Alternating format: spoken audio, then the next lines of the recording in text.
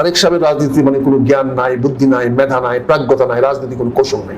এই যে আপনি সারাটা জীবন দেশমাতার কথা বলে গেলেন, এখানে এসে বললেন, তাই রাজনৈতিক দল পরিবর্তন বা আপনি অনেকদিন দলে ছিলেন না বিএনপিতে, জামাতে এবার যোগ দিলেন, কিন্তু বিএনপির হয়েই আপনি সবসময় কথা বলছেন সব জায়গায়, বেগম খালেদা জিয়ার হয়েই কথা বলছেন।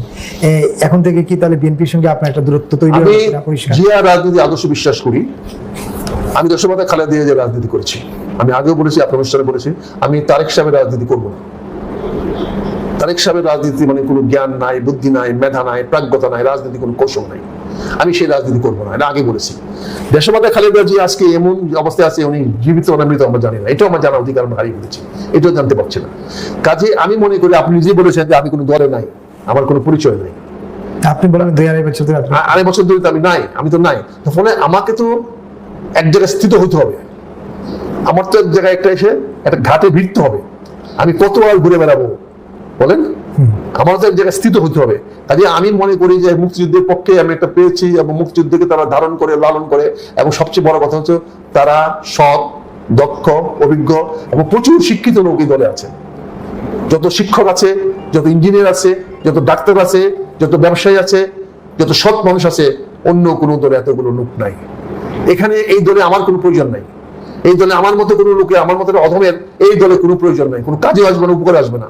তারপরেও আমাকে যে দলে স্থান দিয়েছে, আমি জন্য কৃতজ্ঞতা জানাই দলের প্রধান ডক্টর শফিকুর রহমান সাহেবের কাছ থেকে, সাধারণ সম্পাদকের কাছ থেকে, যুগ্ম সাধারণ সম্পাদকের কাছ থেকে আমি কৃতজ্ঞতা জানাই। ওনারা আমার সঙ্গে একদিন আলোচনা করে ওনারা আমাকে বিশ্বস্ত মনে করেছেন, বিশ্বাসযোগ্য মনে করেছেন, এবং আমার হাতে দলের একটা টিকিট উঠিয়ে দিয়েছেন।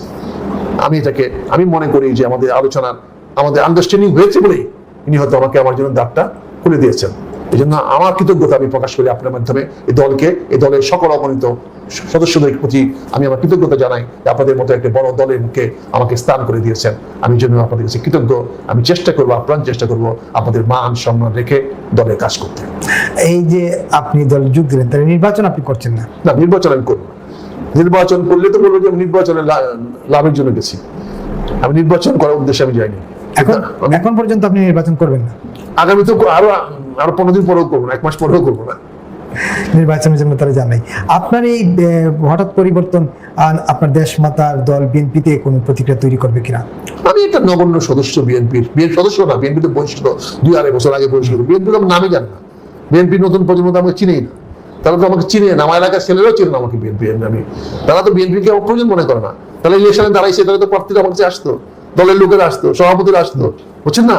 আমার তো 2-4-5 হাজার তো কর্মকর্তা কর্মচারী আছে, তাদের তো ভোট আছে একেবারে। তারা তো আমার গ্রাম প্রতিবেশী আছে, তারা আমাকে ছেড়ে কই যাবে? আমাদের বংশটা আছে, আমাদের বংশ তো ছোট বংশ না। কিন্তু একটা প্রশ্ন করতে চাই, আপনি মেজর আখতারুজ্জামান, তো যথেষ্ট। দল পরিবর্তন করে জামাত ইসলামী যোগ দেওয়া আর খুব জরুরি ছিল কিনা আপনি বলছিলেন যে আপনার একটা থিতুর দরকার, কিন্তু আপনি মেজর আখতারুজ্জামান, এটাই তো বিরাট ব্যাপার। ব্যক্তি কিন্তু দল হয় না তো।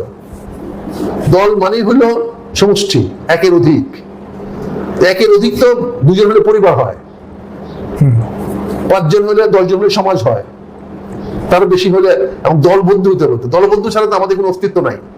আপনি বিপুল ব্যক্তিগত পরিচয় নাই, কিন্তু আপনি যখন দেশে এই টেলিভিশন সেন্টারে করেন, তখন আপনি একটা পরিচয় হয়, আপনি একটা কাঠামোর মধ্যে আসেন, সেটি তো অবশ্যই।